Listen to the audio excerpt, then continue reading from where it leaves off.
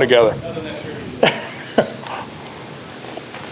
Well, let me just make a little bit of some opening remarks about how I think we're doing offensively. Progress is being made, for sure. I'm happy with the effort that the guys, especially today, showed up with. I think we're beginning to kind of understand what it's going to take to be really good. And a lot of that is the work that they're willing to put in on the practice field. And I feel like that's kind of sinking in a little bit more than maybe it had the first week or so, that they're beginning to kind of understand, I think, that we're not going to change. Our approach isn't going to change, and that we're going to demand that they raise their expectations of one another. And they've done that. And it's been really fun to be around.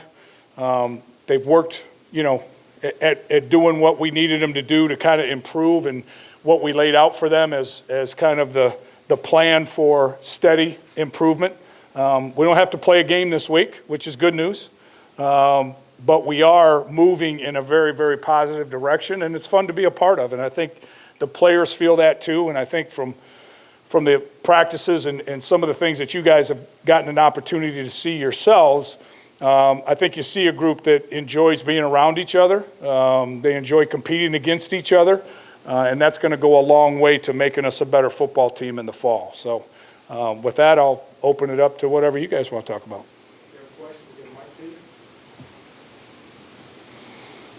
Start with the obvious question, I guess. What have you seen from the quarterback so far, especially Jaden kind of coming in here as the new guy? Yeah, I mean, I've been pleased with all the quarterbacks, quite frankly. I think, I'll speak, maybe more on the whole offensively, but the quarterbacks in particular, because as you guys know, in our system, the way we run it, we put a lot on the quarterback now. And so his ability to learn and pick up things is very, very critical to us advancing this offense. I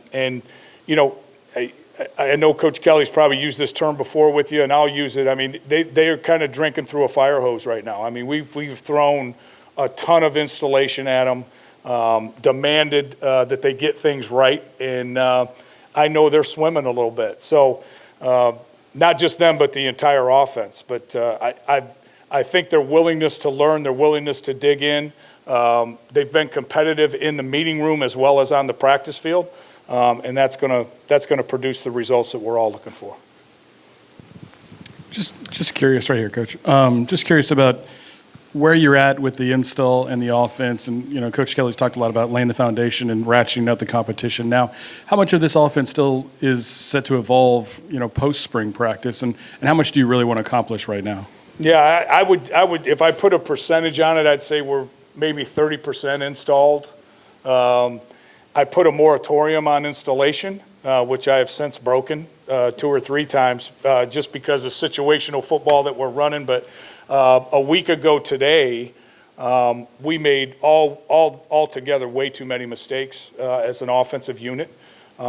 So I put the brakes on installing new things, and just have really talked to the players more about how hard they're playing, how hard they're competing, how hard they're, given what they've got to give to the offensive unit and to their teammates in particular. So that's been a lot more of the rally cry than throwing in a few more plays or some more fancy scheme stuff. It's been more about teaching them how to play hard and what the expectations and what it's supposed to look like when we flip the film on as an offensive unit and start to kind of look at who we are and what we are. I think to the second part of your question, we're going to evolve all summer, quite frankly. I think we're still, as a staff, getting a real clear picture of who we are, what we have, what tools we have at our disposal. What's that going to look like ultimately in the fall? I don't think we really know yet. I think, we've got some clues. We've got some glimpses into some guys that we know these guys have to touch the football. But beyond that, I think you've seen throughout the spring us juggle the offensive line around a lot. I think you've seen us move receivers in and out a lot and flip this guy over here. And that's really in an effort to evaluate these guys as thoroughly as we possibly can. And then we've got the summer to kind of drill that down and piece that down and kind of really make it look like what it's going to look like in the fall. Coach, you have a pretty deep receiving core this season. I was sort of curious as to which guy or certain guys have sort of stood out to you so far this spring. Oh, boy. We do have a nice unit there. I love the work that Coach Hankton's doing with those guys. I think our attention to detail at that position is getting better. I think we've got some strides to make as far as I guess I would say our stamina. I wish was maybe a little bit better, but we're getting there. As far as singling somebody out, I think offensively in particular, I won't do that. But what I will say is I think they've been the most consistent position group so far, as far as how they've played and the big plays that they've made and the explosive plays that they've made.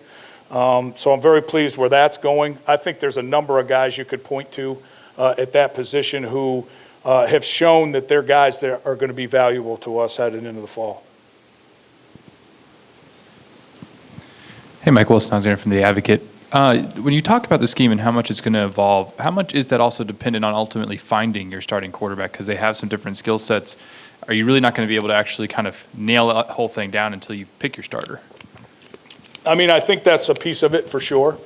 One thing that has always been important to Coach Kelly and I is the versatility of what we have as an offensive structure so that it could be kind of plug and play depending on who the quarterback happened to be or what our best personnel group happened to be. I mean, is it going to be 4 wide receivers? Is it going to be 3 tight ends? Is it going to be, what is it exactly going to look like? And I think all those evaluations are happening now, and I'll get a better feel for that. And then I think that also includes the quarterback position. So what fits the quarterback that ends up winning the job the best? What's his skill set? Where is he most comfortable? And then tailoring things to make sure that it's kind of in concert with one another at that position in particular, but based on all of our offensive personnel too.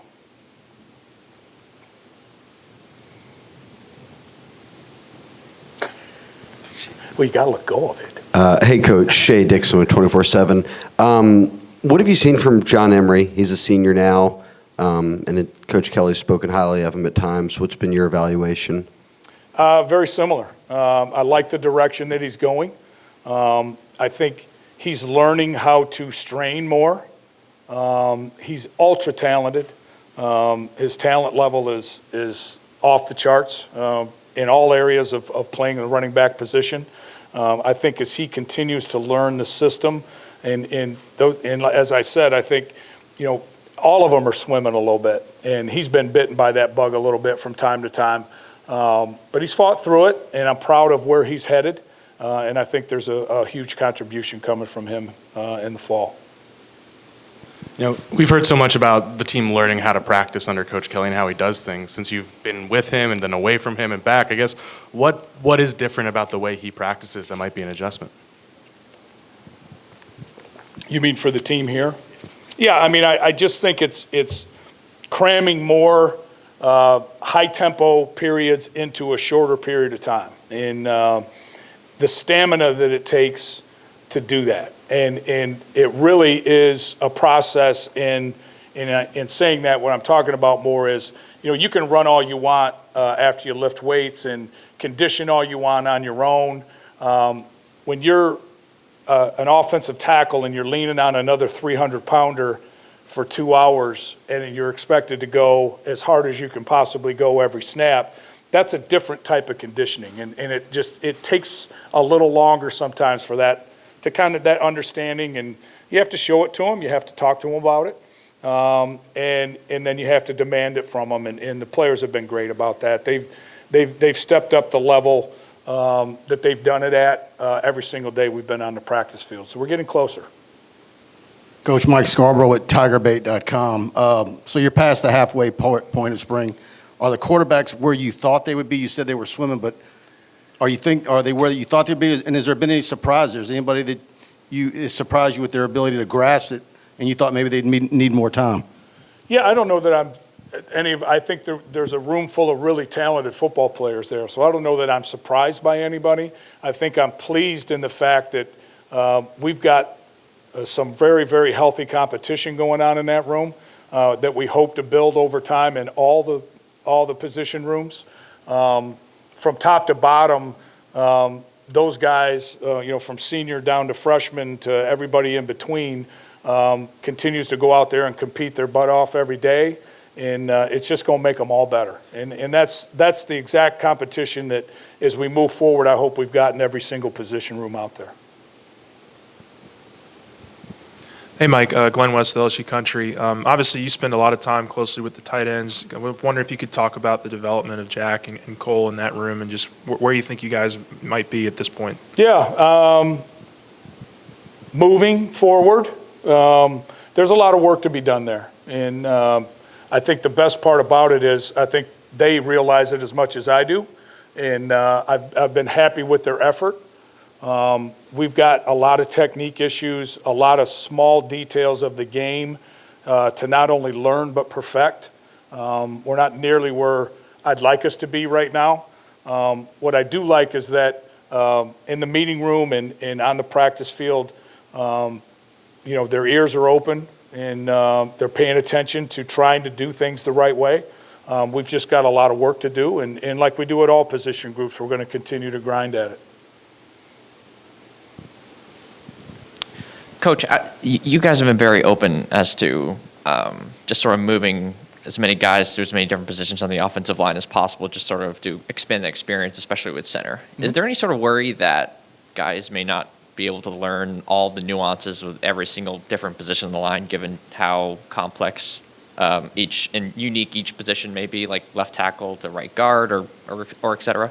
Yeah, I mean, I think that could possibly be a thought. I think in the bigger picture, because of what the program has dealt with over the course of the last couple years with, players not being available for whatever reason, whether that was, something that was going on with the player in particular, whether that was an injury, whether that was whatever it was, I think it's important, at least this time of year, for those guys to get as much exposure to as many positions as they possibly can and to be cross-trained, quite frankly, to provide depth across the entire front. And whatever that happens to be, whether that's 7 guys at the end of the day, 8 guys, 9 guys, maybe 10 guys, good Lord willing, that can play, multiple positions, we will eventually, probably not by the end of the spring, but over the course of the summer and headed into fall camp, settle those guys into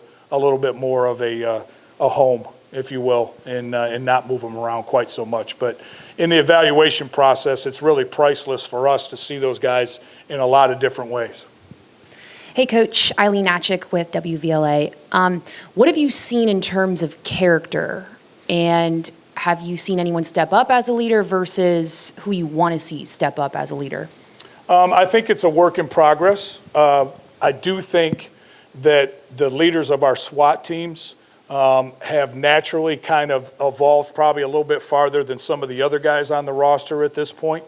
It is important for us as a program that the players take ownership of what we're doing and how we're doing it, and that they set the standards and then hold each other accountable to the standards that they set. So I think we're seeing some progress where that's concerned. I think the SWAT teams that we established over the winter put some guys kind of in those roles.